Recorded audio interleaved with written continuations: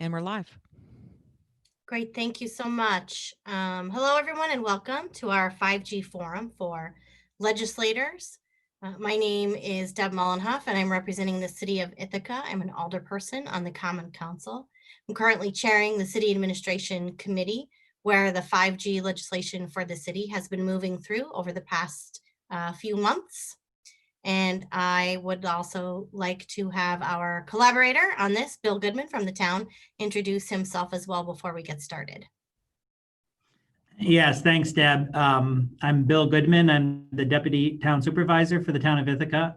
I'm also on the town board, and I'm the chair of the town board's Codes and Ordinances Committee, which is the committee that reviews town laws and proposes new ones and makes amendments.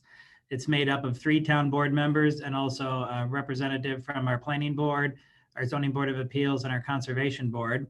And so a number of months ago, the Codes and Ordinances Committee had started to review the town's telecommunications law.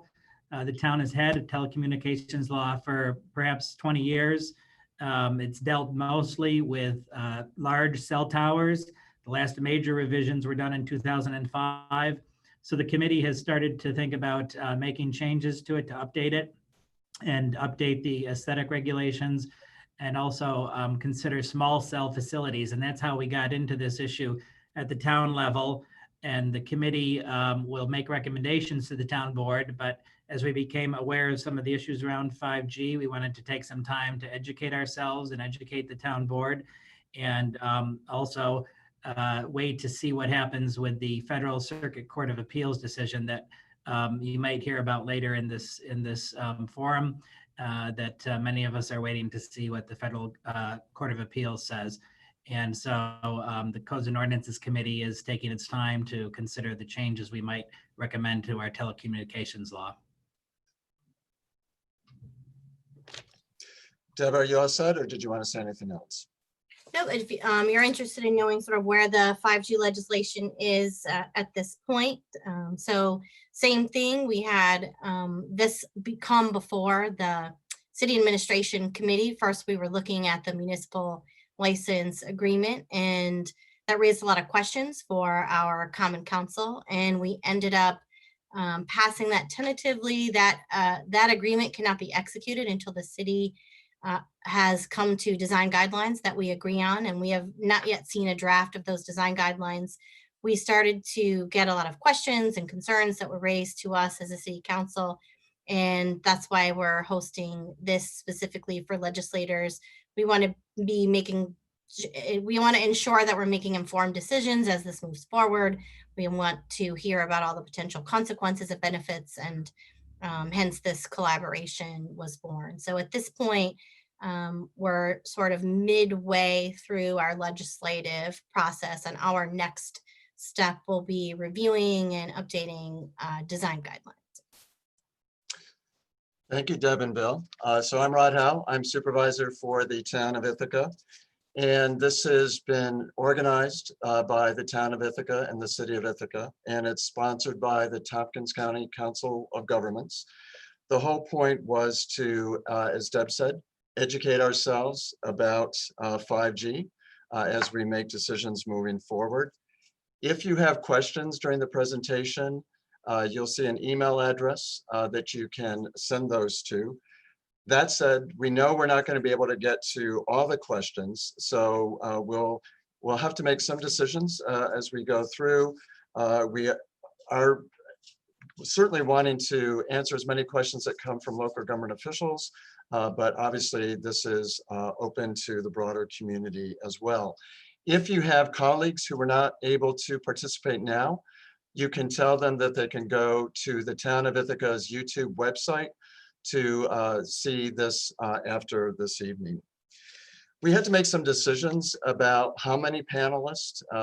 Early on, we had thought we might have up to 5 or 6 panelists, but that we realized was going to be unwieldy because we definitely wanted to have time to answer questions. So we decided to focus on the political, legal, and technical issues related to 5G. It's certainly, I think, some health issues may be referenced, but none of the panelists are experts. in fully addressing any health issues or concerns that have been raised. So I just want to make that clear. We also know that, as with many controversial issues, you can find research that will back up whatever you currently believe about some topic. So it was, we had to make some decisions. We thought it was important, since the town of Ithaca and the city of Ithaca were partnering, to have our respective statewide organizations part of this. So we're pleased to have NICOM, the New York Conference of Mayors, represented. And when we spoke to the Association of Towns of New York State, they pointed us to the other panelists that I'll introduce in a minute. We also thought it was important to have an academic. And we were interested in having an academic in our own backyard, so to speak. So I think the next slide will actually have images of our panelists. So we are going to, oh, and by the way, I don't have a picture of him, but the moderator for this event is David Kay. David is Senior Extension Associate with CARDI, which is the Community and Regional Development Institute at Cornell University, which is part of the Department of Global Development. He also is a mediator for our local community dispute resolution center. So David Kay, thank you very much for moderating. You'll see him in a minute. And the order we're going to go in is first with Professor Molnar, who's an associate professor for electrical and computer engineering at Cornell. And then Rebecca Rosito, who's New York Conference of Mayor Council, will make some remarks. And then Andrew Caponelli, who's principal with Caponelli and Associates, will close out the panel. And but again, we're really trying to give plenty of time for Q&A at the end. Our goal is to end 6:05 to 6:10. And so we apologize in advance that we will do our best to get through as many questions as we can. So David, with that, I think I'm ready to turn it over to you. Thanks a lot, Rod, and welcome to our panelists and the sponsors and everybody else who is paying attention. I will just introduce this by saying that this next section of presentations should last about 40 minutes and is allocated in our agenda for the 3 presentations. And Rod's already mentioned that the 3 panelists have been selected for to represent some, but not all of the areas of expertise that are relevant to the topic. So I would just reiterate to the panelists that we're expecting you to address topics that you know something about, not to just cover the whole waterfront here, which I hope makes you more comfortable rather than less comfortable in what we're going to do. So I think with that, we'll give about 10 to 12 minutes maximum to each panelist, and we'll turn first to Professor Molnar from Cornell. Thank you, David. I will now share my screen. Okay, so thanks for inviting me on this. Just briefly, my expertise is in microelectronics, including electronics for wireless systems, which is why it makes sense for me to be here. And then just as a full disclosure, while I'm an employee of Cornell, some of my research at Cornell is funded not only by the government, but by an industry consortium that includes large semiconductor companies that make chips for cell phones. So be fully clear on that. Okay, so my goal here is just to give you guys a little bit of background about 5G radio technology, just so you know a little bit more about it. So this will be not too deep technically, but a little bit. All right, let's see if I can make this work.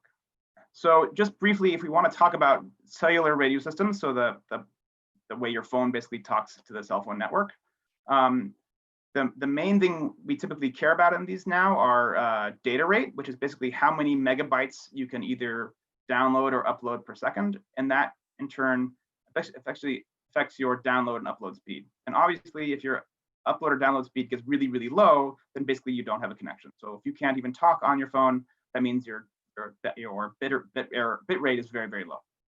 And just to kind of get a sense of what defines how much data you can upload or download quickly is a couple of things. One of them is the bandwidth of your signal, which we'll talk about more. This is what's driving 5G. Also, just the amount of signal that gets to your phone, or if you're downloading, or how much signal gets back to the tower if you're uploading. And that, of course, speaks to how much radio power is involved. So this goes both ways, both down to your phone and then back up again. And it's important to know that the power of that signal, which describes how many bits you can send and whether you can communicate at all, is basically rolls off as a function of the wavelength, which we'll talk about more later, and how far away you are squared. So what that means is, for example, if you were to stand right up against a 4G cell tower, say 30 centimeters away, you would probably measure something like 10 watts of RF power coming out of it. If you were to move away to 3 meters, so 10 times far away, you'd see that power drop by a factor of 100. If you move again a factor of 10, so say 30 meters, about 100 feet away, it would drop again by a factor of 100 down to 1,000th of a watt. And then the other things that are just good to know is that both the base station as the tower and your phone are regulating their power so that you're not sending more than you need to communicate. But it is also important that the base station, the tower, is usually communicating with multiple phones. So even if you're close to it and it's communicating with a relatively weak signal, because it doesn't have to go very far, it may also be transmitting a strong signal to some other user, someone else on a phone. So that kind of just speaks to the core function. Now, I just want to briefly talk about what all these Gs are, 3G, 4G, and so forth. What's that all about? So the thing to kind of know here is that all of them have been basically, as we progress to higher and higher generations of phone, it's been mostly just about getting more data to more people more quickly. So it's just this data rate to people in general. And the kind of part of the story here is where in the spectrum these different things exist. So when we first started doing 1G, that was the old analog phones from the early 90s, they operated at around 800 megahertz. And just you can see on the spectrum here, AM radio, which is our oldest radio standard around here, runs about 1 megahertz. FM radio is about 100 megahertz, and 1G radios on your phones were about 8 times that frequency. And the critical progression here is as you go to higher frequencies, you typically have more bandwidth available, which means you can send more data. But as you go to higher frequencies, you don't propagate as well. So the reason AM radio is great if you want to communicate, music or news over, many, many tens or hundreds of miles, is that it's at quite a low frequency. And so as you go up to higher frequencies, you can't communicate as far, but you can typically communicate more because there's just sort of more room there. So 2G was basically when they switched to digital. It was still mostly for voice, but it could do some data like text messages. And that actually occupied 2 bands at 800 megahertz and 1900 megahertz in the US. Then when 3G came in, that was when they realized that actually people probably wanted to transmit a lot of data to their phones. And so it was the first standard for that. And it was again at a higher frequency. And again, it had less range associated with it, but could give you far more data.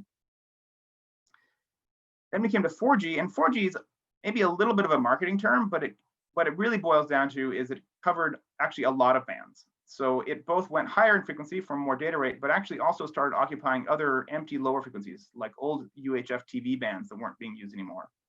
And that kind of balanced 2 things. So the 4G standards, on one hand, we're still trying to provide even more data. People were starting to watch videos on their phones and so forth, and that's a lot of data. But at the same time, it was also intended to use these lower frequency bands in the 400 to 700 megahertz range, which are much easier to communicate at long distance with, which would help basically give you more coverage over space. So 4G is this kind of hodgepodge of many different bands and many different sort of flexible things to just try to get as much data to as many people as possible. One thing you'll note, though, is that kind of filled up our available spectrum. 4G basically occupied it all. And so that's taken us to 5G, which is just now becoming a thing. And actually 5G is kind of messy. It turns out there's more than one kind of 5G. There's something called 5G new radio, which is really the same bands as 4G. So I'm not talking about that here, but it's worth knowing that when you hear 5G, it actually means many different things. Again, it's kind of a marketing term, not that rigorous technically. The other side of 5G, which is more aimed at just getting way, way, way more data, so you can download videos very, very quickly, for example, has moved to a much higher frequency. They've moved up to either 28 gigahertz or 40 gigahertz, or both, as well as the new radio at lower bands. And so what this means at a high level is that there's way more bandwidth available there, but it doesn't propagate nearly as well. So the communication range is far worse, but the amount of data you can send is far greater. One problem with these sorts of plots you'll see all the time is you'll see this sort of, it looks like a number line, but if you notice it's actually in powers of 10. So it's a little hard to appreciate the difference here. So I've also just sort of sketched out what this looks on a linear scale. And what you'll notice is that all of the previous generations, 1 through 4, all live in this little bottom corner of the spectrum at the left there. And 5G is occupying these other bands at much higher frequencies, and they basically encompass as much spectrum as all of the previous stuff combined. So this is why you get potentially more data through a 5G network than you do through these lower ones, at the cost of much worse propagation. All right, finally, so what are some differences about 5G relative to these other ones, and particularly to the millimeter wave 5G, the high frequency 5G, which is as opposed to the new radio stuff that's basically the same bands as 4G.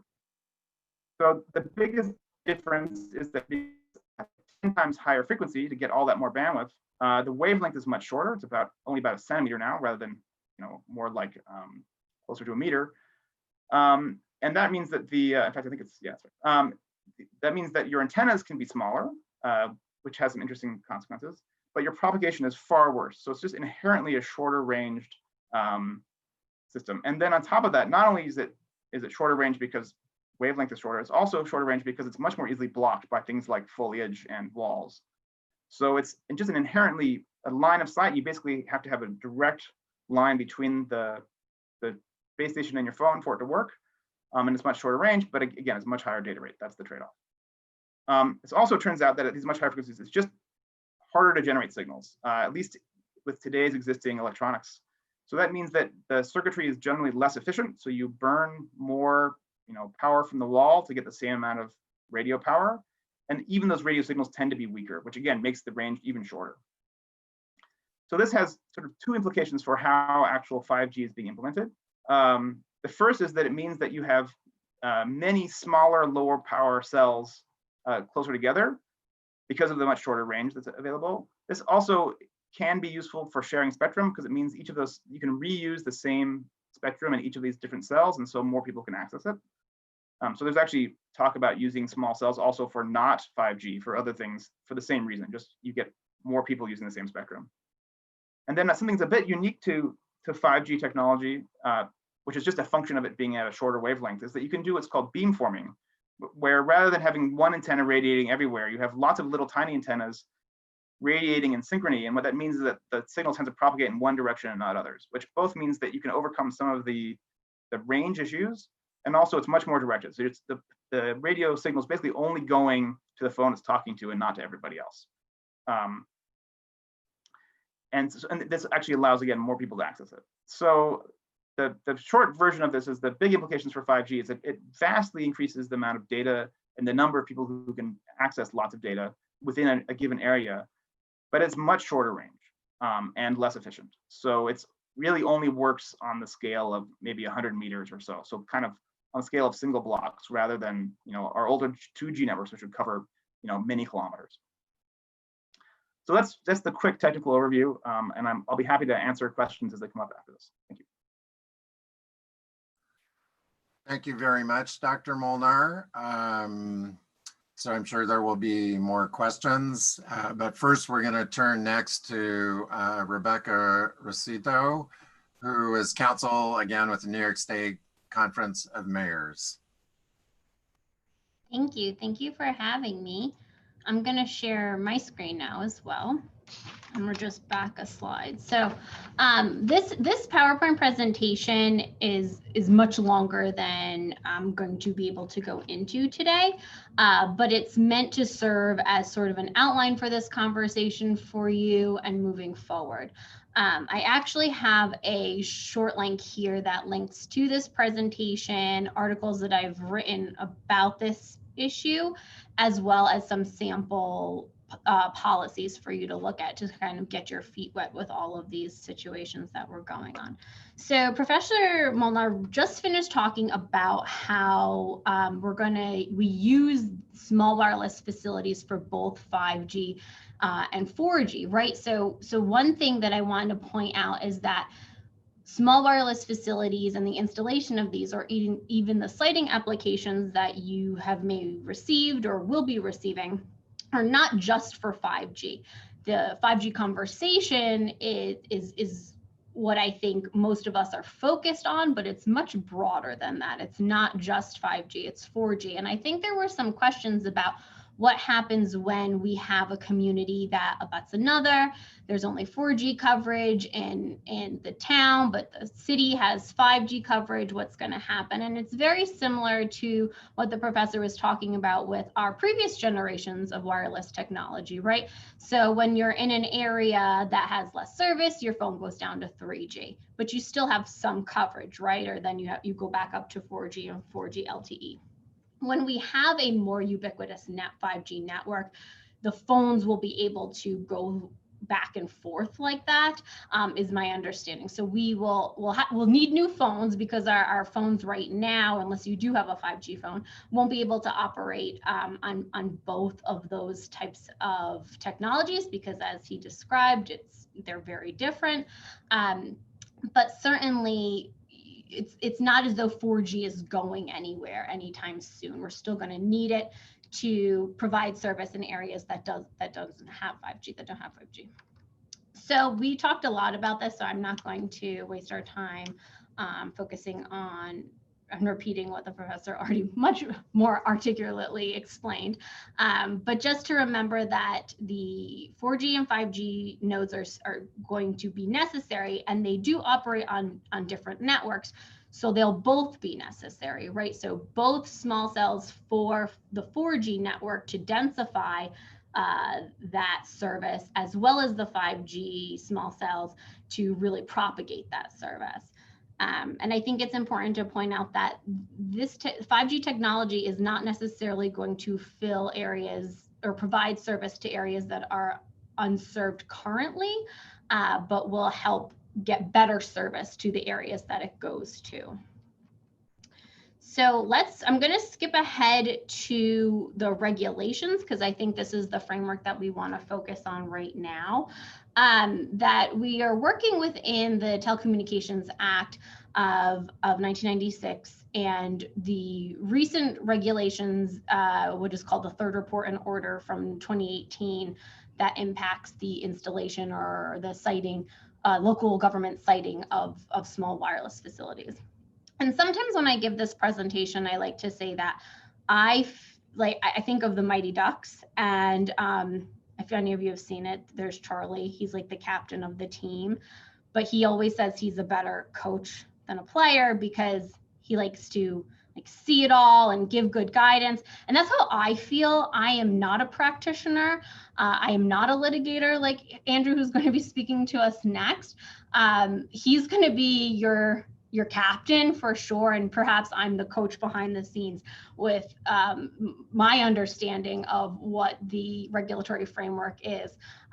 So that's how I like to frame this situation. So we do have very specific articulations of what we can regulate when we are a local government and we are looking at wireless facilities. Keep in mind, again, that the Telecommunications Act was passed when we were focused more on towers, and now the 2018 order is helping us address the proliferation of the small wireless facilities.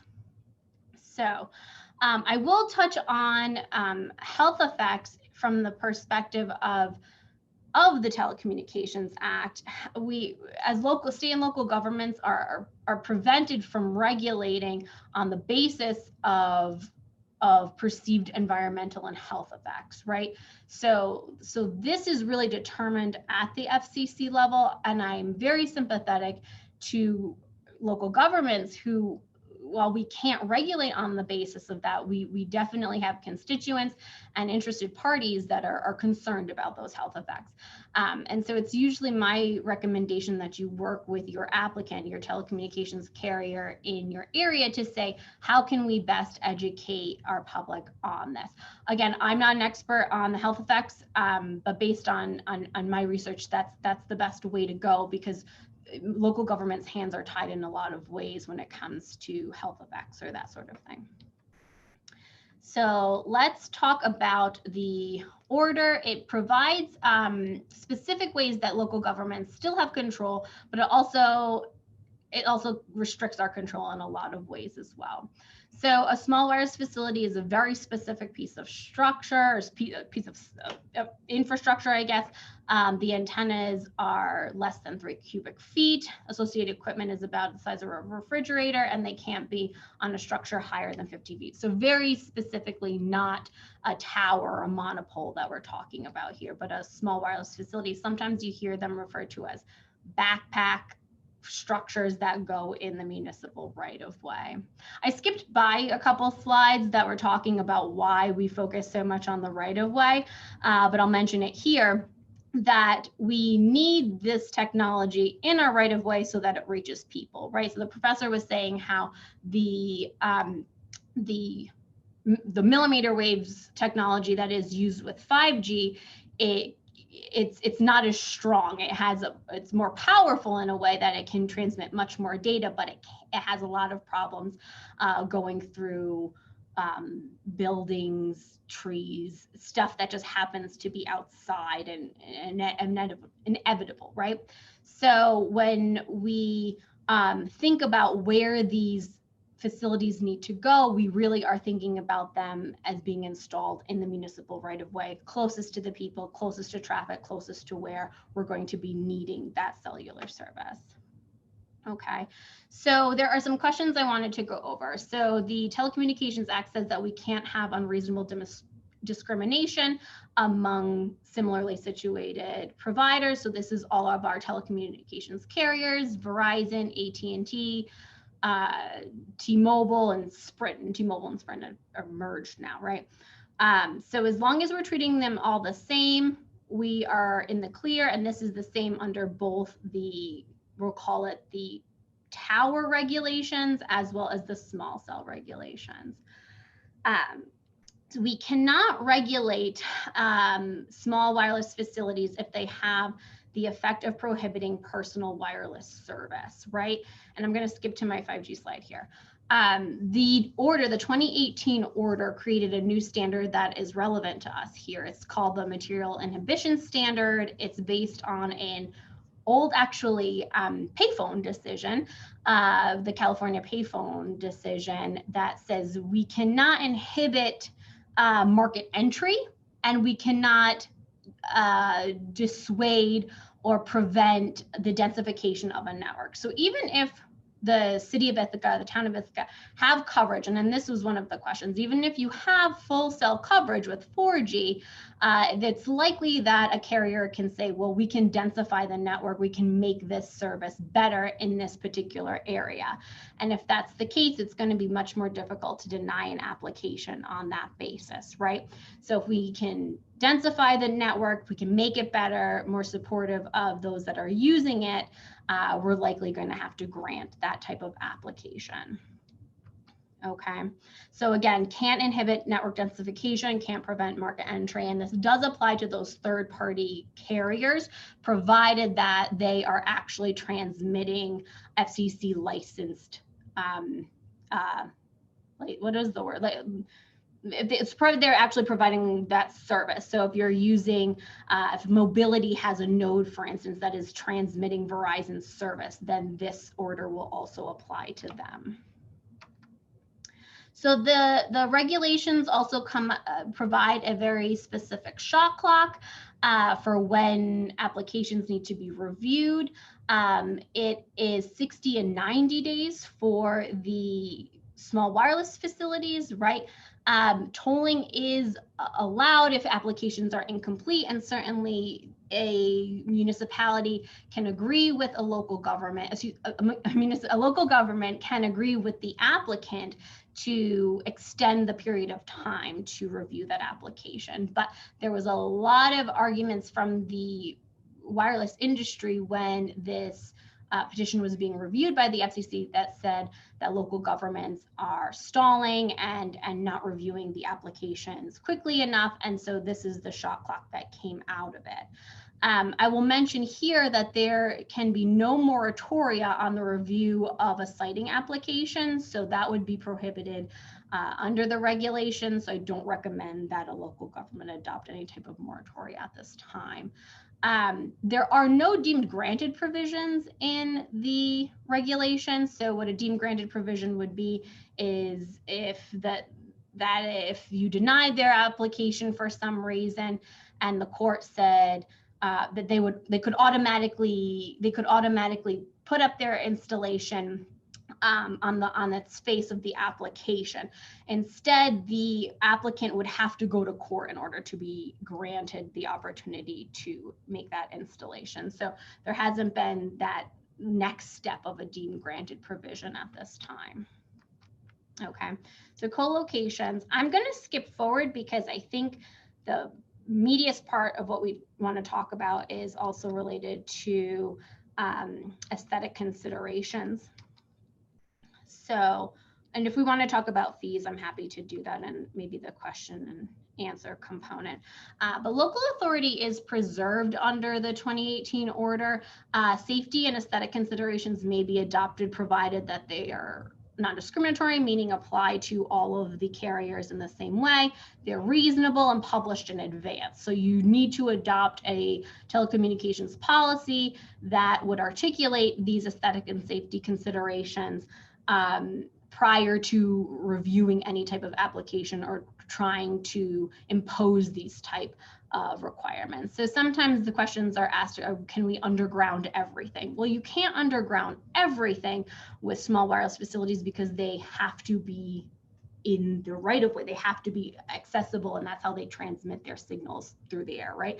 So you can't have all undergrounding requirements. That would not be a reasonable regulation here. But there may be minimum spacing requirements that would be appropriate.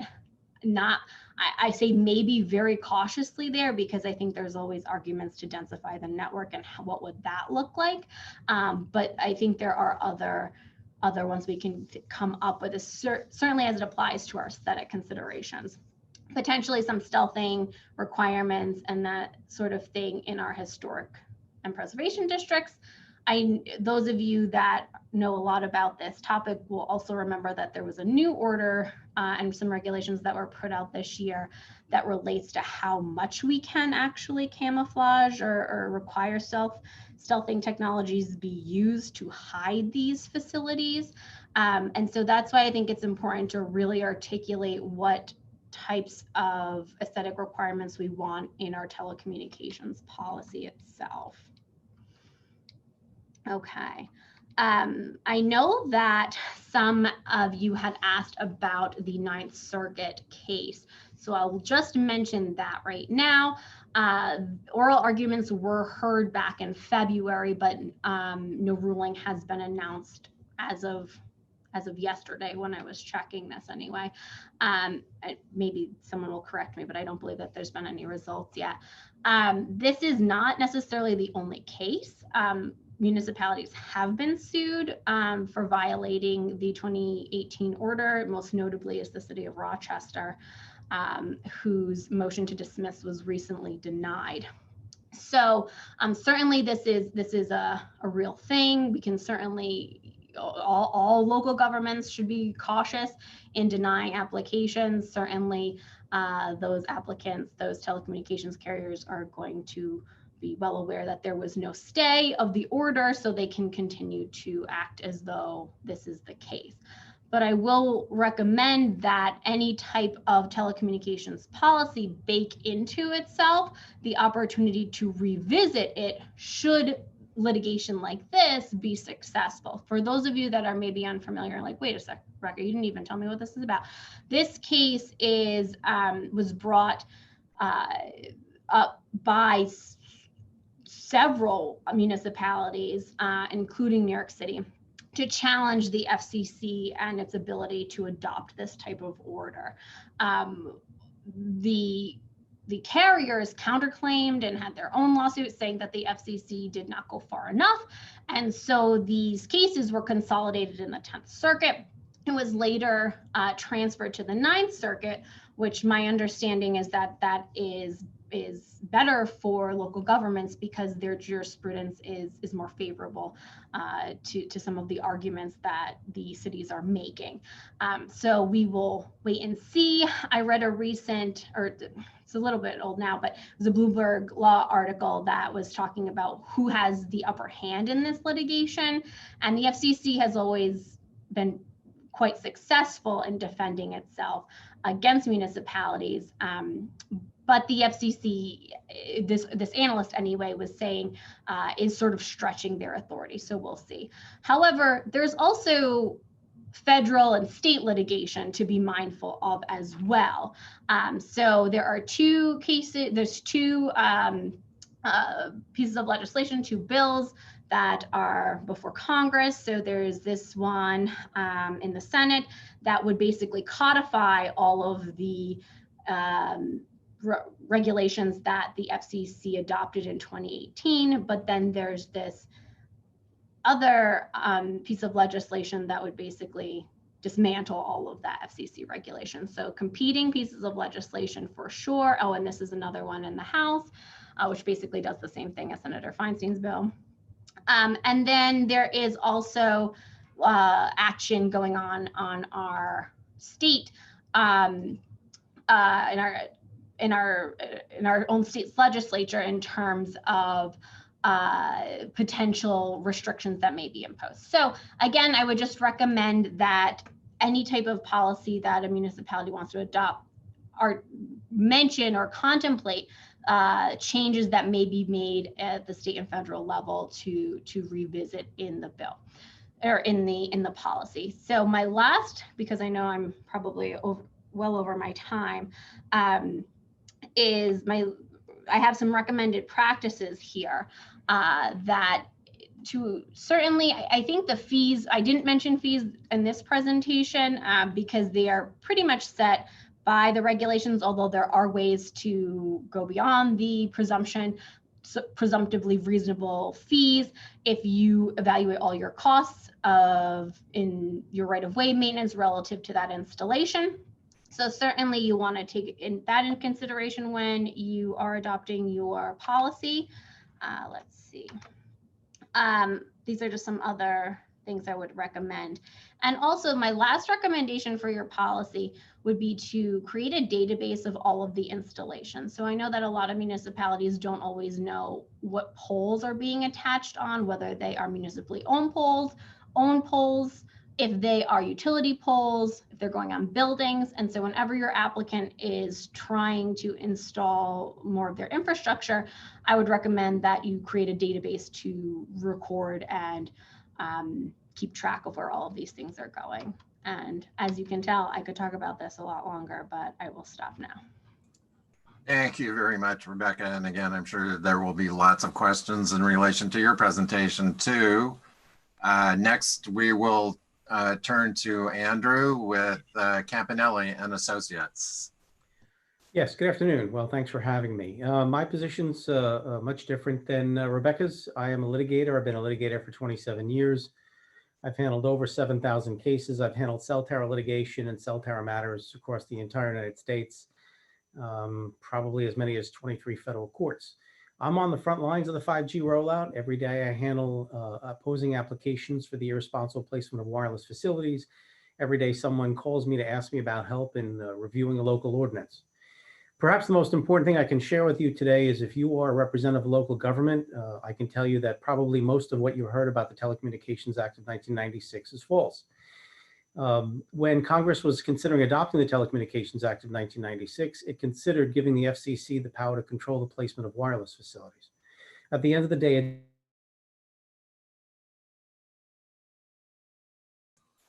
Andrew, can other people hear Andrew? No. We lost your feed, Andrew.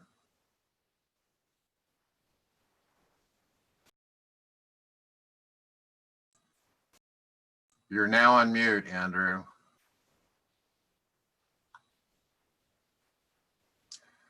Sorry, folks.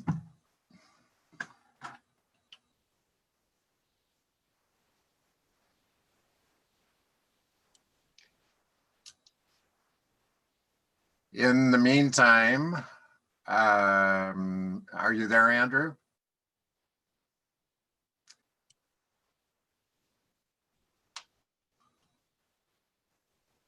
Andrew, what you might try to do is just log out and log back in.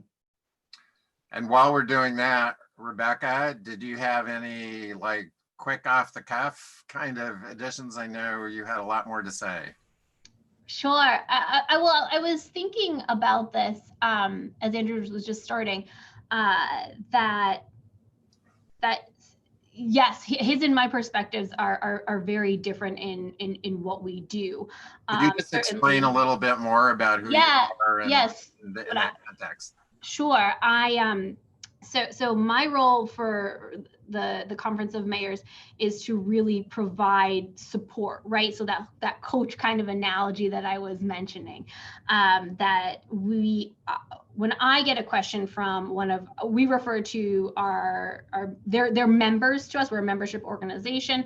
It is both cities and villages, and it's virtually all of them in the state of New York. So we have a very wide perspective of how this is going to be affecting our municipalities, and our municipalities have varying degrees of interest in this issue area, and certainly different perspectives on how they approach this subject. So I often like to say that NICOM is very supportive of 5G, of technology. We understand its vital role in economic development, and public safety, and really the safety and well-being of constituents. So certainly we support this. Our perspective is more from a, how do we ensure that this technology is brought throughout New York State, to all of our cities and villages, and done in a way that the local government has control,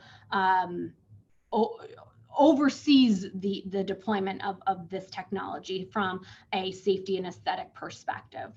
So I've followed this issue or the FCC's order, continuing to follow the new order from a perspective of educating our members as to the regulatory framework that is out there right now, and also the statutory framework as well. So that's sort of my perspective, and hopefully that helps answer who I am and why I'm coming to speak with you about this today. Thank you, Rebecca. Let's see. I see Andrew again. Andrew, can you hear us, and can you unmute? And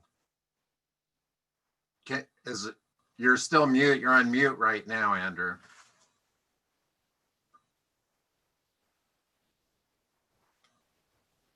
Is there a way Andrew can telephone in to the tech people here? Yes, I can provide him with a phone number. Maybe we should try that.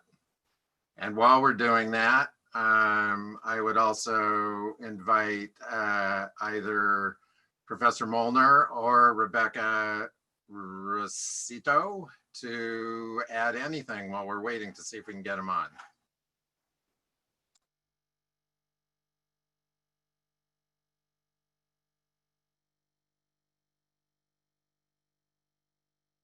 I was muted. I'm happy to go over some of those questions, but Professor, if you have any, did I totally mess up the technology when I was referring to? Okay, good. I'm fine. Excellent. Well, I know that there were some specific questions.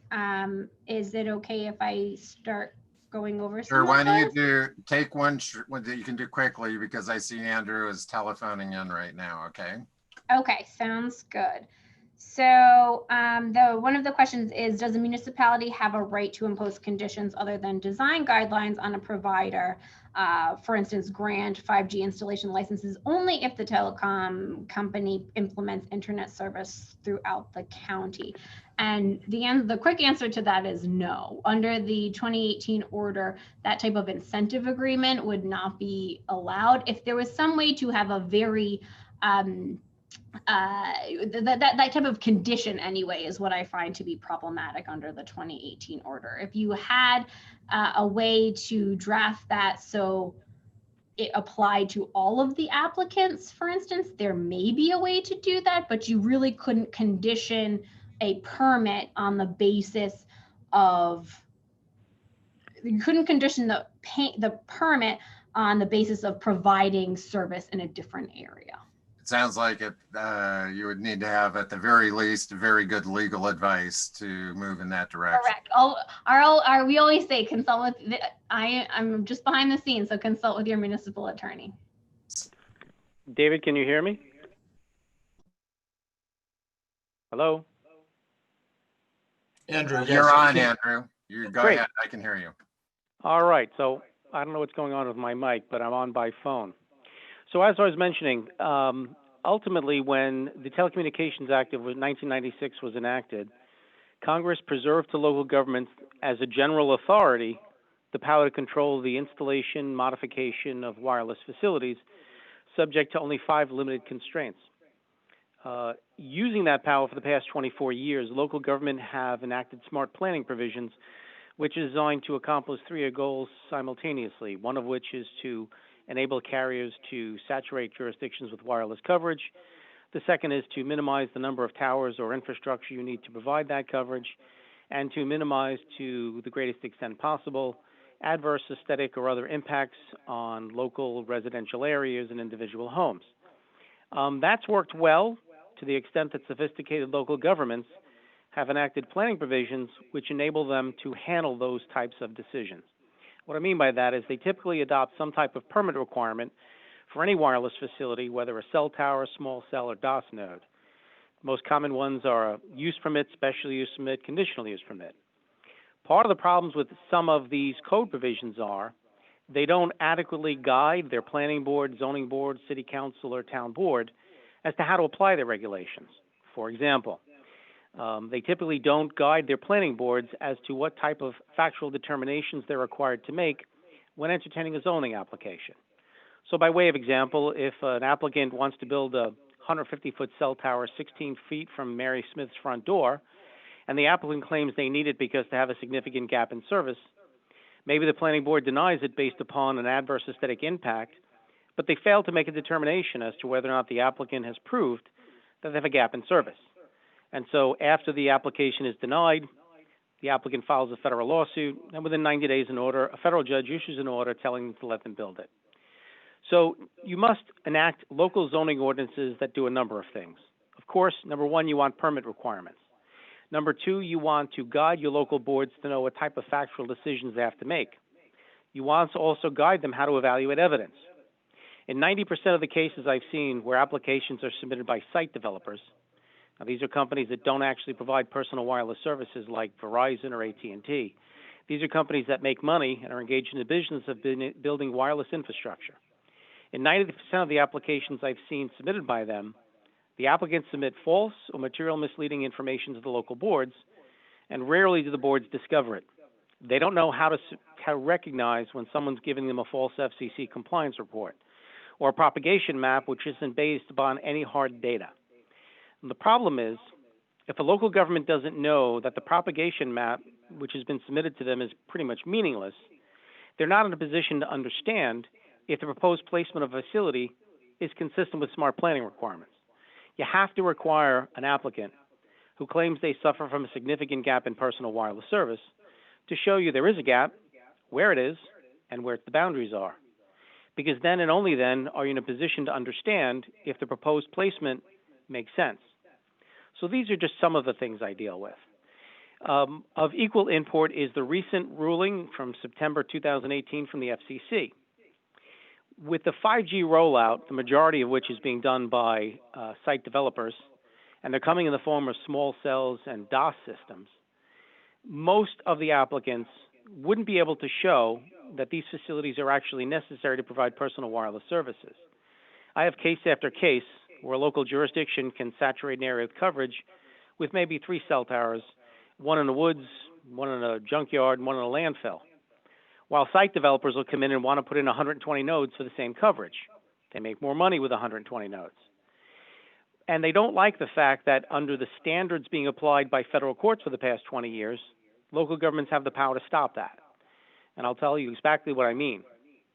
one of the finite limitations upon local government's power is that local governments cannot prohibit or have the effect of prohibiting the provision of personal wireless services.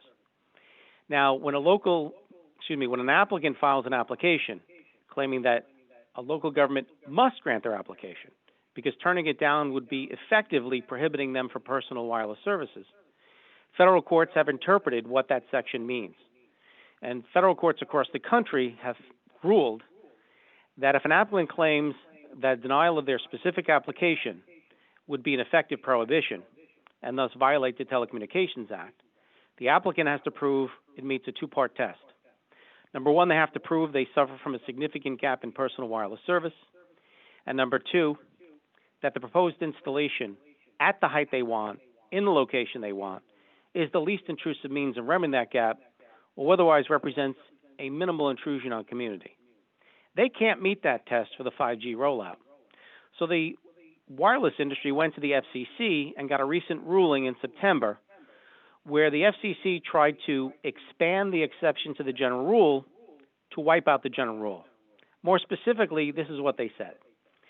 They said, we find our interpretation of the effective prohibition language is that an applicant doesn't have to prove they have a significant gap in service or the proposed installation is the least intrusive means of remedying the gap. That interpretation is not only contrary to the intent of Congress, but it runs contrary to all the rulings of the federal courts for the past 20 years, and it would single-handedly wipe out 20 years' worth of local regulations. I don't believe that has any effect on the ability of local governments to regulate the placement of local wireless facilities, including the 5G rollout. Now, I'm not alone. There was a great decision from a federal judge in New York, which said, and I quote, "It's not up to the FCC to put words in the Telecommunications Act that aren't there." So to the extent that local governments are being told that they can't regulate because of an effective prohibition, I disagree. And again, I've been handling this stuff for 20 years, so I have a pretty good understanding of what I'm talking about. So that's all I want to say for the moment, because I prefer to keep my time open for questions. I invite questions from any local government representative having anything to do with your power to control the placement of wireless facilities. Thank you, Andrew. We'll turn, you've already started addressing, all of you have addressed some of the questions that came up to some degree that I've seen at least, but before I start reading some questions that have come in, I'll just invite any of the panelists to make any other quick comments now, if you thought of something in response to what you just heard from the other folks. If not, we'll just turn to questions. So anything from you, Dr. Molnar? No. And from you, Rebecca? And from you, Andrew? Okay, I'm seeing no. So we'll go to some questions. So the first one I have is, how is 5G installed in neighborhoods that have all underground electrical and cable service? Now, I think you addressed that a little bit earlier, but I think that there may be some important additions that you might add. And I'm not directing that to anybody specifically because I'm not sure who's the best to answer that. Well, I can tell you the way it is being addressed in jurisdictions such as that. I've handled a number of cases in rather affluent villages on the North Shore of Long Island, where they work hard to underground utilities for aesthetic purposes. And you have very expensive homes where people spend a fortune on aesthetics. Applicants seeking to install wireless facilities should be treated just like any other zoning applicant. And every zoning application has to stand or fall on its own merits. And to the extent that a facility would inflict an unnecessary adverse aesthetic impact on a property, local government can turn it down based upon aesthetics. Every day someone calls me up and says, hey, I woke up and there's a small cell 20 feet outside my daughter's bedroom window. In the absence of local government regulations to prevent that, that's what's happening. As the professor accurately detailed, 5G signals travels very short distances.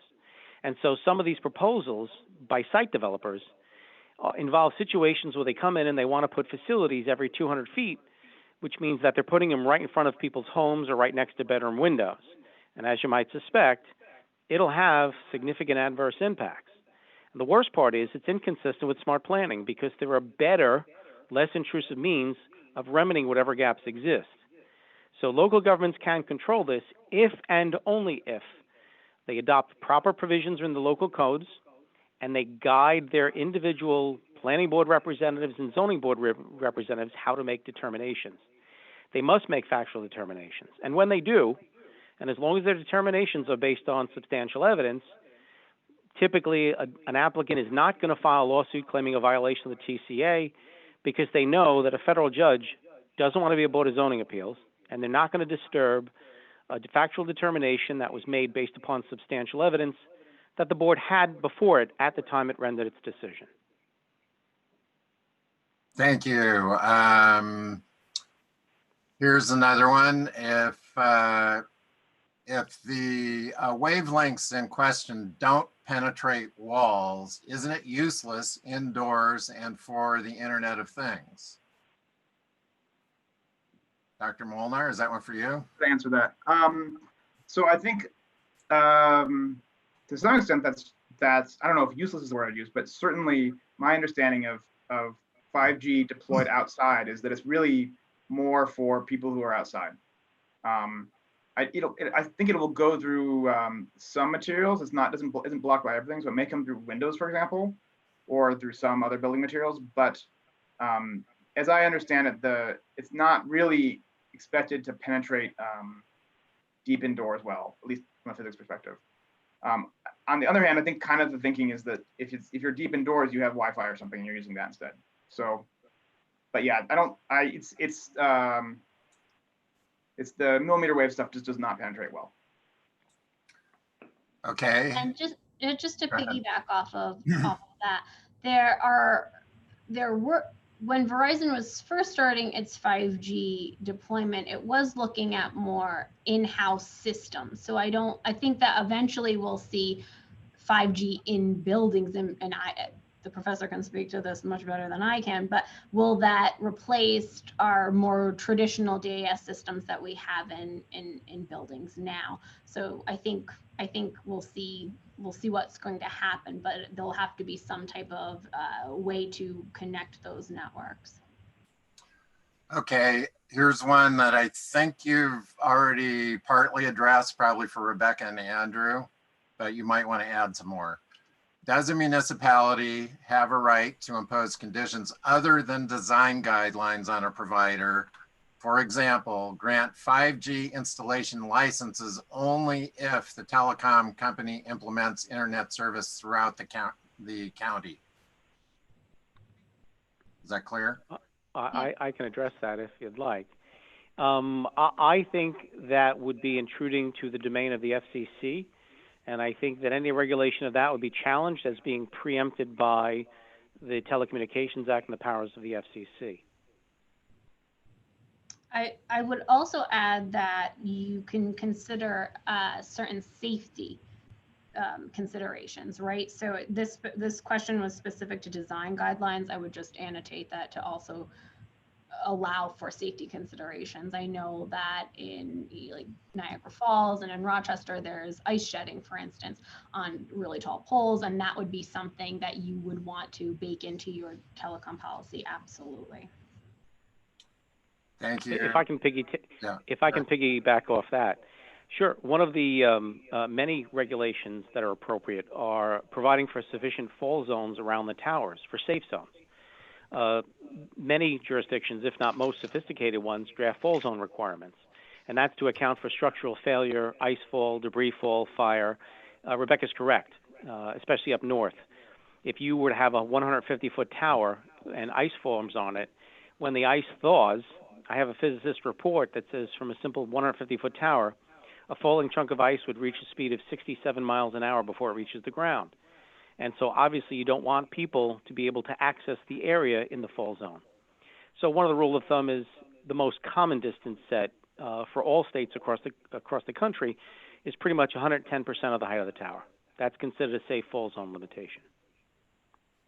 Thank you. And here's another one, which I think you've responded to already in some specific ways, but this is a very general version of this question, so there may be more to say. What happens when a 5G area connects with a non-5G area? For example, if Ithaca has it, but the neighboring town of Newfield does not. Again, you've addressed that partly, but I don't know if you feel like there's more to say about that or not. I mean, I did address it before. I don't know if Professor Mueller has anything else to say, but basically your other generations of wireless service will kick in. So just like we have now, when we have 3G, and which you feels like a dead zone because you can't get through on your 3G network. It won't be is great, but right now 4G is pretty awesome. So I don't think you'll be experiencing too much of an issue on your personal network. I'm sure as 5G becomes much more ubiquitous, and I think it's going to take a very long time to really get there, we'll see how 5G is used not just for us and traveling outside and GPS, but really how we're able to perform operations over this type of technology, which is, I know maybe sounds too pie in the sky, but that's one of the things the industry likes to point out, like all of the telehealth elements that will be able to be performed using this technology. Thank you. So here's another one about the legal status, and I'm pretty sure you don't need to say any more about the first part, but I couldn't tell whether you've already addressed the second part. This is, what are the particulars of and what is the status of the U.S. Court of Appeals Ninth Circuit case, which I know you addressed, but how about what is the status of the case against the 5G FAST plan, which removes a lot of home rule flexibility for regulating wireless?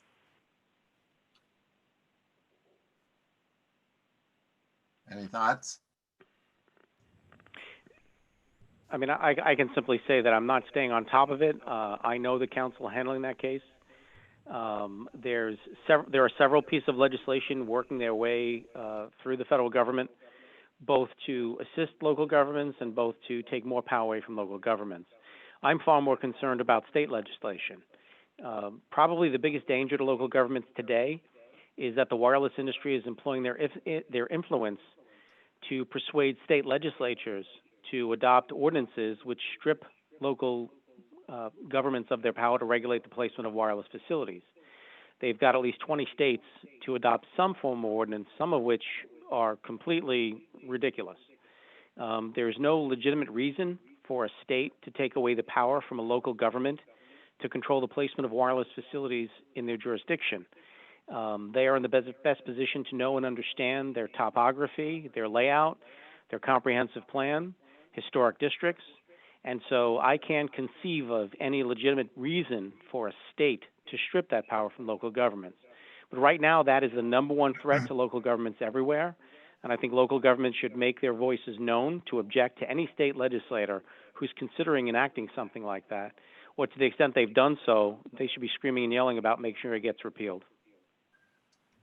If I could just follow up on that, could I ask either one of you to say, is such legislation currently being proposed in New York? Yes and no.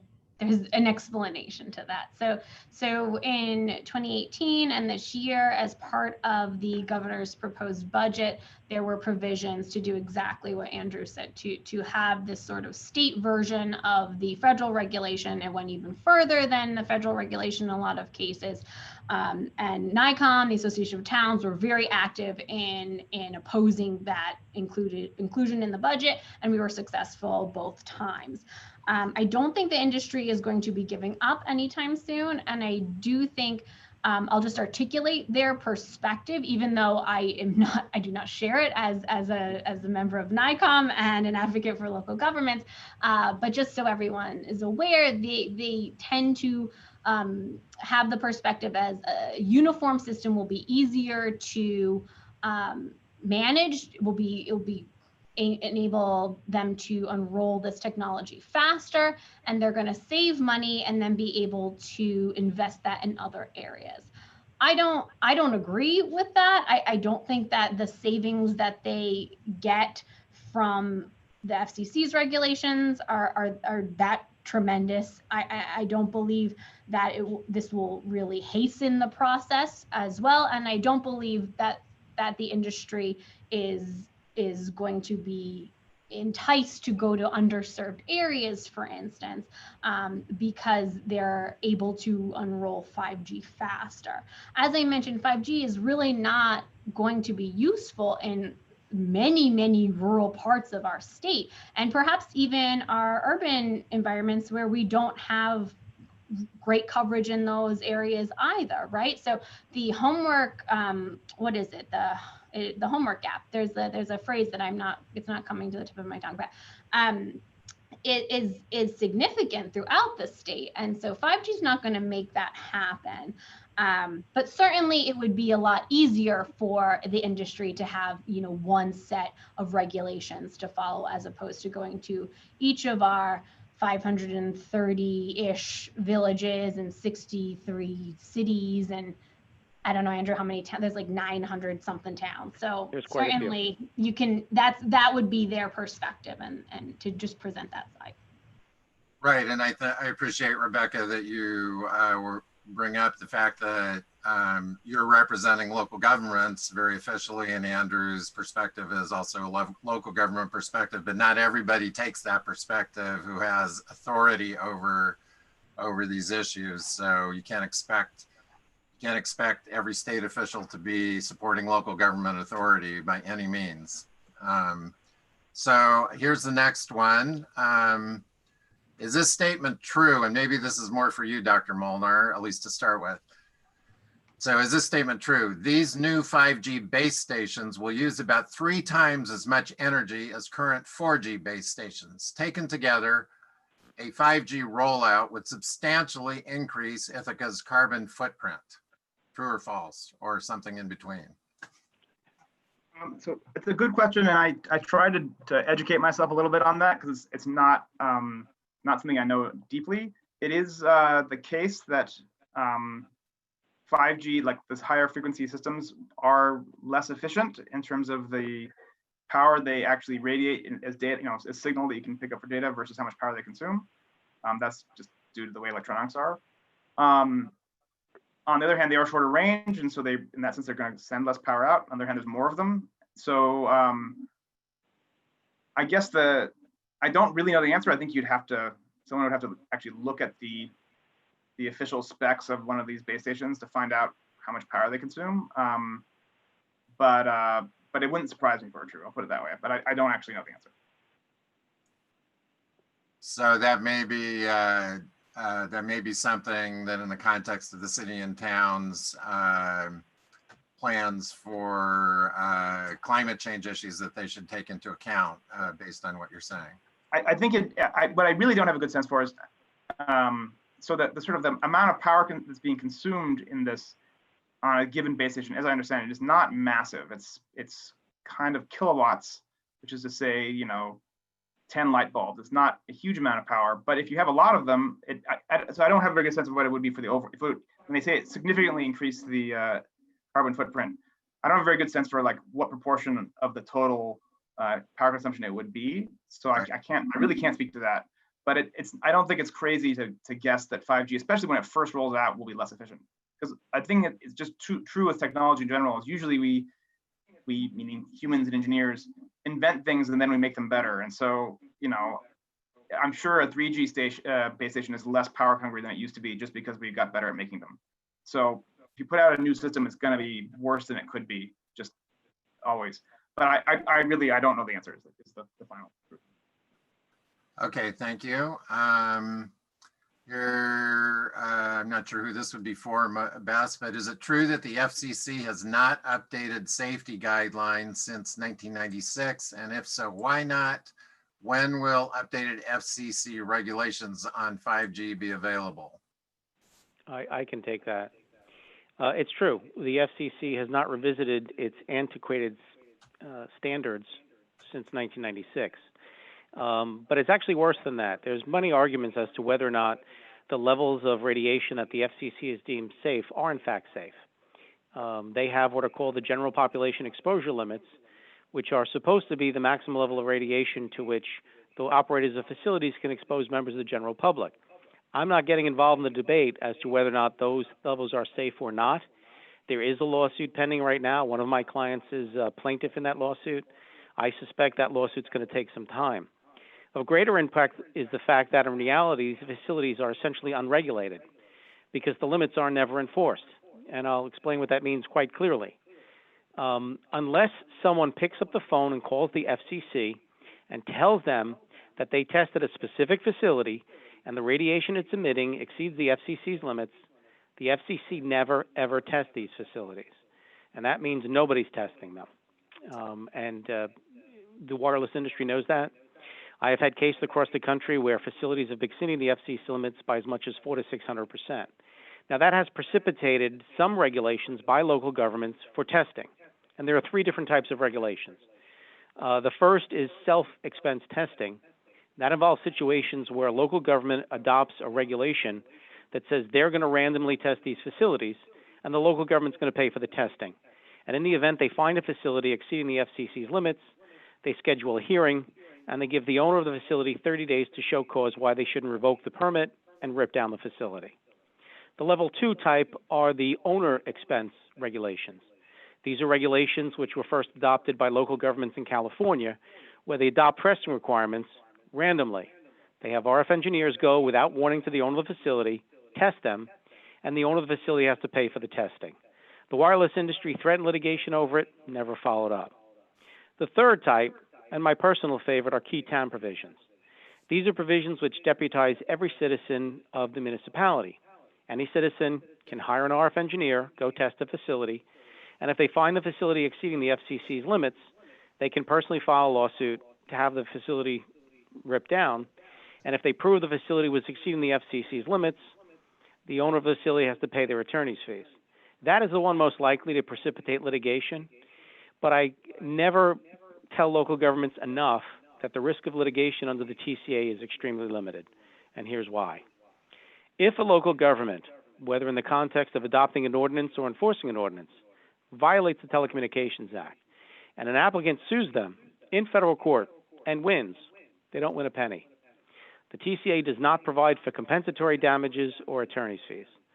So when applicants go before local governments and threaten them with litigation, it's pretty much a hollow threat. Another thing I want local governments to understand.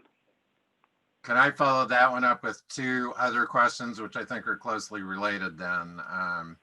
One is, can a town legally oppose a telecommunications company from installing 5G in the town? Very general question. Does it cost much for a municipality to join a class action lawsuit? That's one of the questions. The other one is, has Verizon or the FCC actually taken legal action against any municipality who has which has resisted 5G installation? Okay, that's a mouthful. You can do the first one first, and then I'll read the second one again. Okay, you want me to read the first one again? No, that's okay. I think I can pull them apart.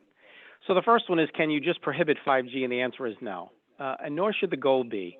Nor should the goal be to prohibit all wireless infrastructures. The reality is wireless infrastructures are a necessary evil, no less necessary than a sewage treatment plant. But just like a sewage treatment plant, you don't just put them anywhere. You control where they go, and you avoid to the greatest extent possible unnecessary redundancy. So you can't completely stop wireless facilities, and you can't stop 5G, and quite frankly, I don't think you should try. Has the FCC filed lawsuits? There have been so many lawsuits filed, I can't keep track of them all. I stopped trying about 15 years ago. But again, the expense of litigating cases under the TCA as a general rule is very inexpensive. And I mean that compared to most federal litigation. Under the Telecommunications Act, any lawsuit that has been commenced is required statutorily to be handled on an expedited basis. So TCA cases only last months, not years. And quite frankly, they're summary proceedings. And even to the extent that a municipality has to pay attorneys, as long as their attorneys aren't trying to extract the maximum fees possible, they're relatively inexpensive as compared to any other type of federal lawsuit that federal courts typically handle. Do you want to add anything to that, Rebecca? Sure. I did mention during my remarks that, yes, there has been litigation in this area. I think most notably is with the city of Rochester, and Verizon is suing them, saying that their telecommunications policy violates the 2018 order because of its fee structure goes too far beyond. I mentioned briefly that there's in the 2018 order, the FCC provides what is considered presumptively reasonable fees. But if you can determine what your actually incurred costs are, you can charge those. Rochester did an evaluation, they believe, to have accurately produced what they incur, the costs that they incur, and they're much higher than the presumptively reasonable fee. And so they are facing litigation. And in that action, the district court, of course, Rochester made a motion to dismiss, and that was recently denied. So they're going to go forward. But I think the litigator will say that's kind of pro forma. You always do that. And we'll now see what happens with them. And then I think there was another question, but Andrew, I'm not familiar with this, as not a litigator. Is there a cost to join a class action? Generally, no, correct? There isn't a cost, but the cost involved is serving notice. The question is, who would be included in the class and how would you serve them with notice? So if I don't know what type of class action someone would want to bring. Now, there are many different types of claims. I handle claims every day under the ADA and the FHAA, where someone claims that they suffer from EMS sensitivity, and thus the local government and the carrier or site developer have to make a reasonable accommodation and to abstain from putting a facility sufficiently close to their home so that it would adversely impact their health. Even if you wanted to bring a class action for that, how would you identify the class and serve them with notice? So you'd have to figure out, number one, what type of claim you would want to seek to assert in a class action, who are the members of the class, and how would you notify them? If the class is 20 million people, the cost would be astronomical, of course. But Okay. to join, let's say, the Ninth Circuit, because I've received that question before too. There seems to be some municipalities that want to join the Sure. Ninth Well, Circuit. they could file a motion to intervene. It's a fairly simple process. But no cost. Really. No, the cost of joining a pending action is simply the cost of filing the motion to intervene and battling the motion if you need to. Okay, that seems pretty clear. So I have 3 questions. I'm going to read them, I'll let you answer them sequentially, but they're all related to the number of transmitters and density of transmitters. So the first one is, if several carriers have licenses to operate 5G, is there going to be a proliferation of transmitters? Anybody? Yes. And do you relate that back to the several carriers with licenses, or is that just whatever, however it's going to happen? Well, if I may, to the extent that a site developer wants to install a 5G infrastructure, they will come in and install typically either small cells or DOS systems. So let's say they go into a neighborhood and the typical DOS installation may be anywhere from 8 nodes to, say, 25 nodes. Those installations typically are designed to accommodate up to 3 carriers. That's the limitation on the standard boxes they use. If they wanted to go above 3, they'd have to add more equipment. But if you think about the 3 largest carriers, they can be accommodated by a single infrastructure. However, you can't discriminate, which means if somebody comes in like Verizon and they saturate an area with coverage, you can then not prevent AT&T or Sprint or T-Mobile from coming in and putting their own infrastructure. Again, it brings you in the case of redundant infrastructure, which is one of the 3 main goals that smart planning tries to prevent. Okay. Next question. Will 5G small cell facilities mounted on poles in the right-of-way mainly be used by those phone devices in the street or outside? If so, will it be up to building owners or renters to get their own 5G router to bring high-speed signals into the buildings for indoor use? And finally, in the same set of questions, also, is an indoor 5G router reliant on there being 5G small cell facility in the right-of-way, especially for faster speeds? Got that? That was a lot. Any comments? I mean, we touched on them a little bit, right? So yes, the 5G network is generally going to be serving users in the street. if there is some type of in-home 5G network available, that can also be used. I can't answer the final question of, I would imagine there needs to be some type of connection or how you would do that, but to transmit between the building and the street. But if it can't go through, there needs to be another service point is what I would anticipate. It's also dependent on people actually using the facilities, right? So Apple may have 5G in their next phone is what I was looking at earlier today to see if there had been any recent announcements, but we're still a long ways away, I think, from actual ubiquitous use as opposed to even just the coverage. And sorry, Professor, you were going to say something. I did see you nodding your head several times there, Dr. Mulder. Okay, so you put your thumbs up on that. So here's another one, somewhat related. The FCC has safety guidelines and radiation limits for each antenna, but if we will now be exposed to numerous antennas simultaneously, i.e. the current towers plus all the new antennas, how would we still be within the safe limits of radiation exposure, and who enforces those limits? So Andrew, you addressed some of this already, but could you talk about it in the context of multiple exposures from different sources? Well, I would expect that the professor has a far better understanding of this than I do. But even applicants that I've gone before have admitted when they have multiple transmitters on the same structure, it increases the intensity of the emissions. And so you can easily exceed the FCC's limits. Again, the most extreme case I've ever come across was in New York City on the top floor of a co-op, where an individual brought an RF engineer into his bedroom and found that the radiation levels exceeded the general population exposure limits by 1,700%. That was the most extreme case. But very often in New York City, for example, when they install macro transmitters that are intended for a 150-foot tower, and they put it right on the top level of an apartment building or co-op, those radiation levels are very often going to exceed the FCC's limits.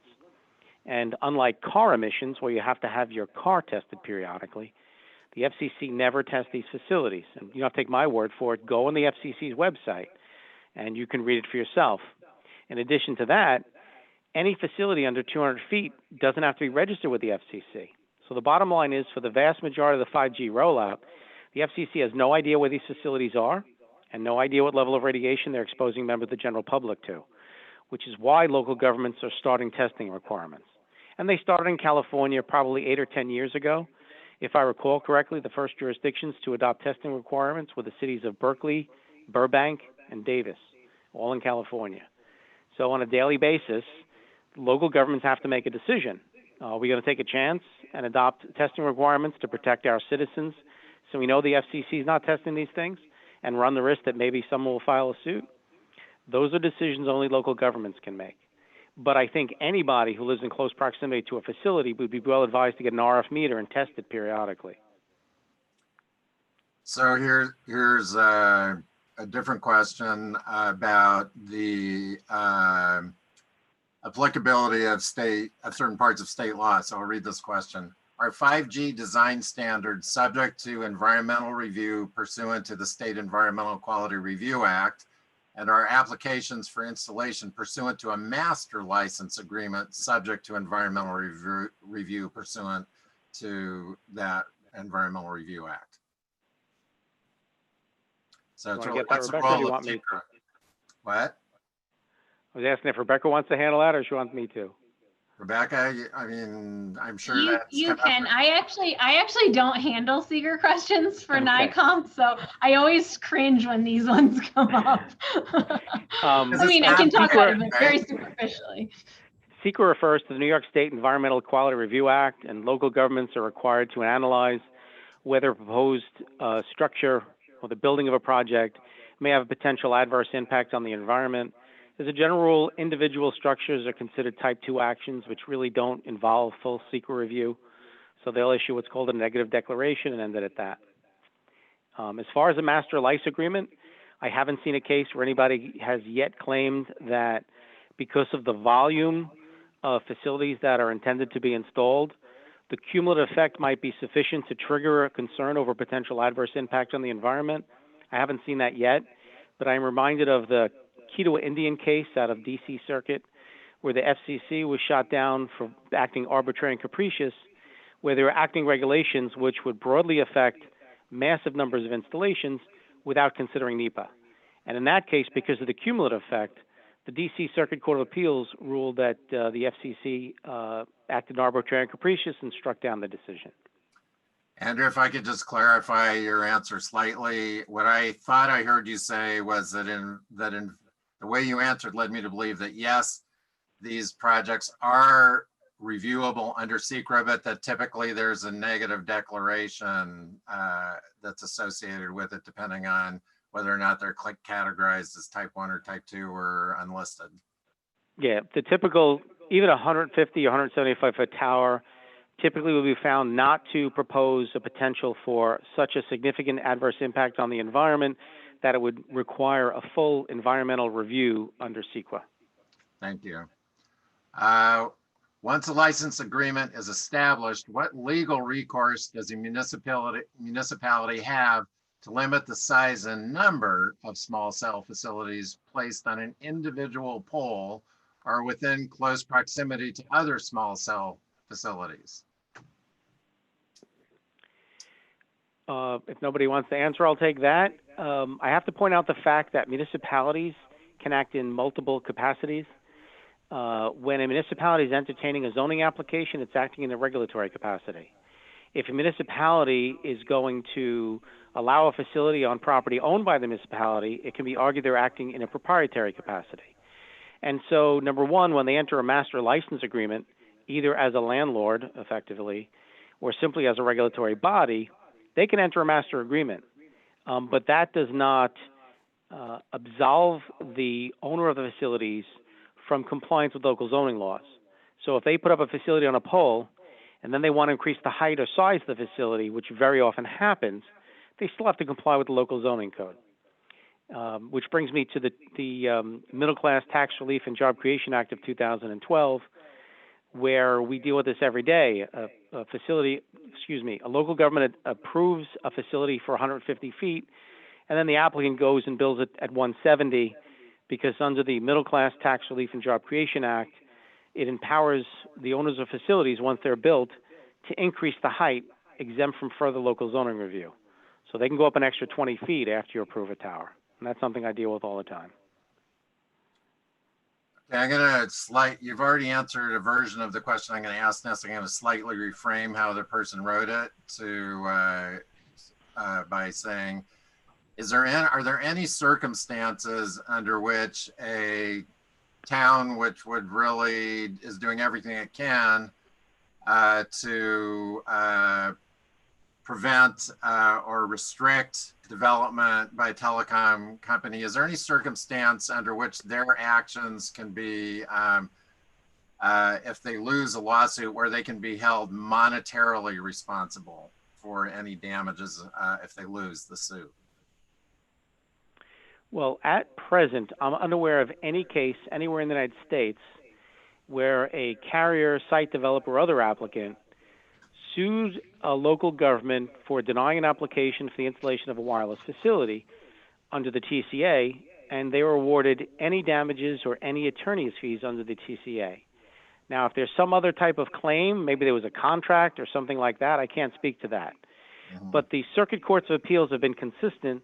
The TCA does not authorize an award of compensatory damages, and creative attorneys representing the wireless industry have tried to bring actions under the Civil Rights Act, 42 U.S.C. 1983, which would carry attorney's fees awards.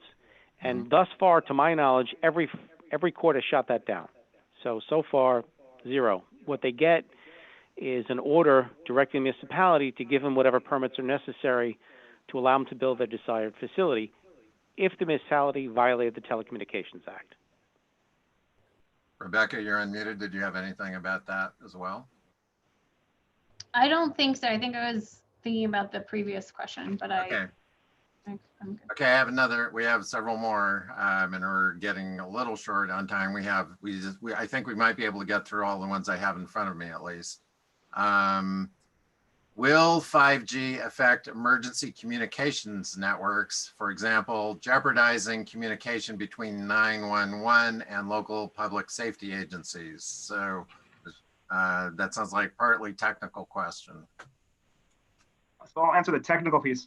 If the question is, will 5G signals somehow interfere with other signals that are people using, then that's extremely unlikely because the 5G frequencies are so different from everything else. They won't.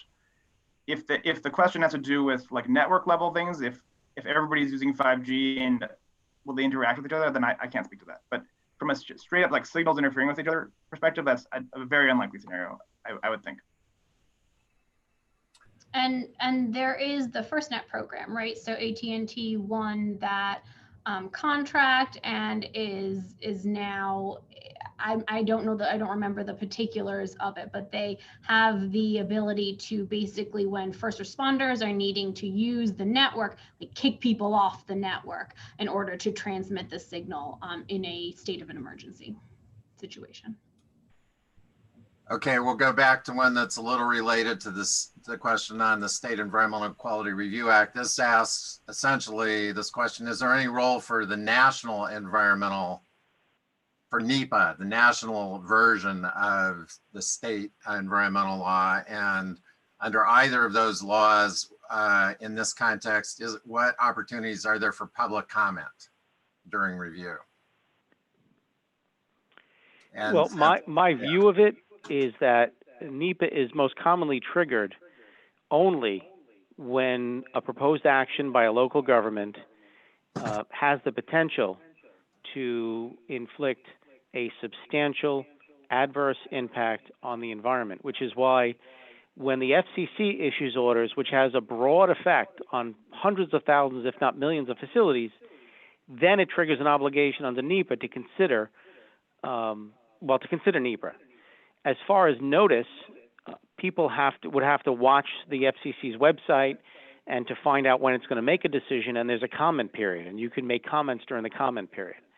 But again, on a case-by-case basis, when a local government is considering a single application, I have not seen a case where I could say that the proposed installation had the potential for potential adverse impact of sufficient magnitude to trigger a NEPA review or requirement for NEPA review. And just to be clear, because NEPA is this correct that NEPA is only in question because of the role of a federal agency here? NEPA is a national law, not a state. National environmental, yeah. Okay. Can local municipal officials be held personally and legally responsible for health issues caused by an unknown technology, potentially even after unexpected effects have come to light? Well, I was just going to say, you can always be sued, but you're not necessarily going to be held liable, right? So those are two things to keep in mind always. Like when we're talking about in this pandemic culture world that we're living in right now, if someone is in Village Hall, City Hall, later contracts COVID-19, can the local government be held liable? Well, it's really hard to prove causation. Again, I'll defer to my litigator colleague here to just speak about that. But it's hard to prove causation. I think there's no cause of action that I'm aware of that someone could bring up at this time. And certainly I don't anticipate that being something that comes down. But Rebecca, could you add to that, if there is a lawsuit, either personally or in someone in their official role, who pays for defending? Well, so ordinarily unless you are acting outside of your authority as a local government actor, your local government insurance carrier will provide coverage for you, right? So but if you're acting in your personal capacity, let's say you personally allow for an antenna to be attached somewhere and that didn't go through any type of approval process, it was just you kind of going rogue, well, you really didn't have the authority to do that in the first place. So potentially there could be liability there that you would personally incur.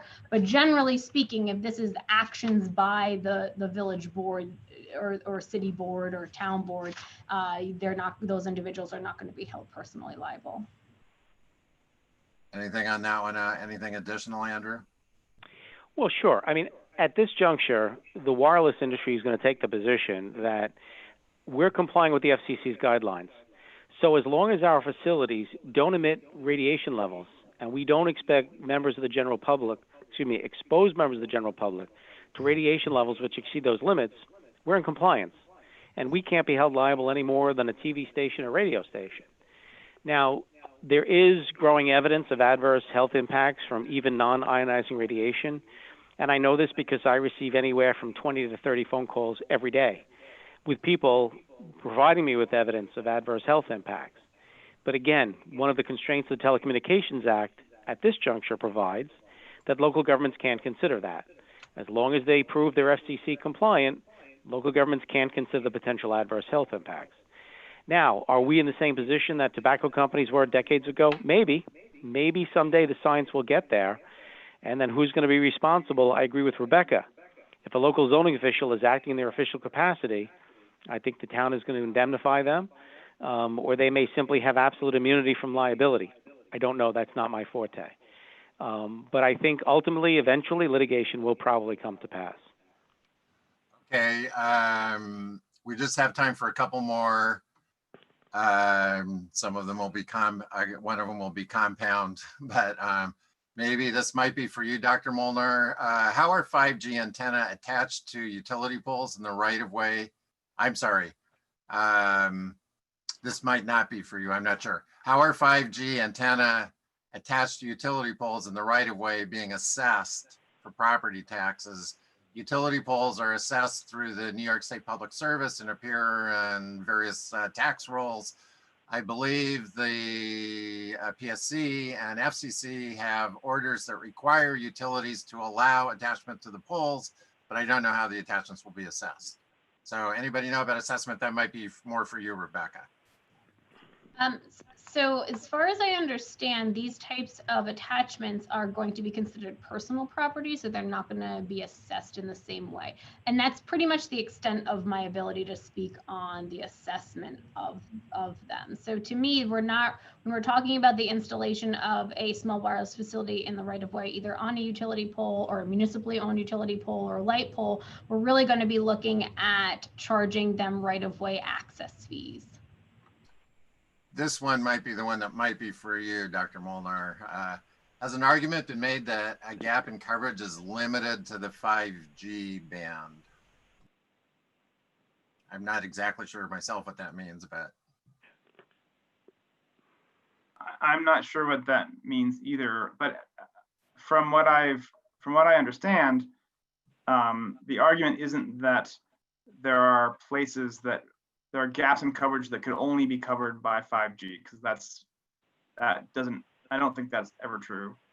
I think the argument that's been made is that in dense areas, 4G isn't providing enough bandwidth for people to get all the data they want, and so you need to do something about that, and 5G is an option. But I'm not sure that's answering the question. And Well, we'll jump to the last question I think we have time for today. Is federal preemption limited to text and voice communication? And if there is no gap in text or voice coverage, then does federal preemption apply? If not, do local municipalities have full authority? Got that? Yeah, I guess I don't really know what the distinction that the question is trying to make, right? So it's personal wireless service. I don't know, Andrew, if you have a different perspective of that, but to me, this federal regulation is absolutely applying to our local government regulations here. Yes, I agree with Rebecca. The general rule is it's pretty broad. Anything that can be construed as personal wireless services would be covered under the preemption. Okay, well, we're really just about out of time now in terms of this section of the program, and it's a very short wrap up that will come next. So I'd like to thank you as panelists and also thank all the people that emailed in questions for some really outstanding questions. And I certainly learned a whole lot. I hope everybody else did. And I'd like to turn it over now. I'm not exactly sure, is it back to you, Rod, for a wrap up from a perspective from the town and city?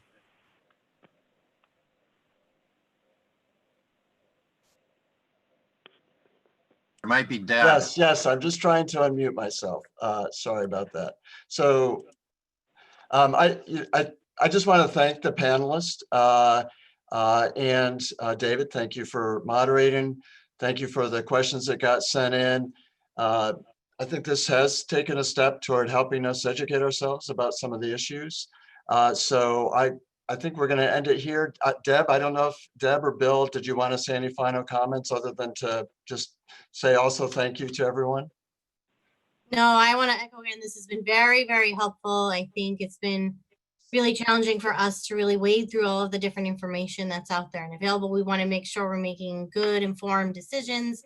I think we're at a point in our process where we still have capacity to modify based on some of the information that we heard tonight. So this has been really wonderful.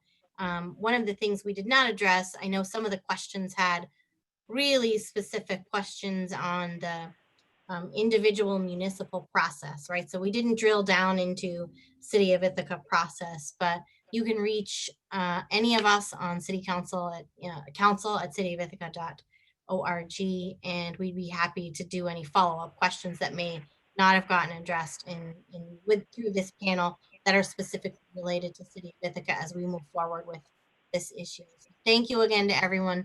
Tremendously helpful. Bill, did you want to say anything? I'll just add again my thanks and also say that the town's codes and ordinances committee will be continuing to look at our telecommunications law and continuing to educate ourselves. So if anybody wants to get in touch and find out specifically about what codes and ordinances is doing, they're welcome to email me at my town address, which is on our town website. So I think that's it. Thanks, everyone. Thank you.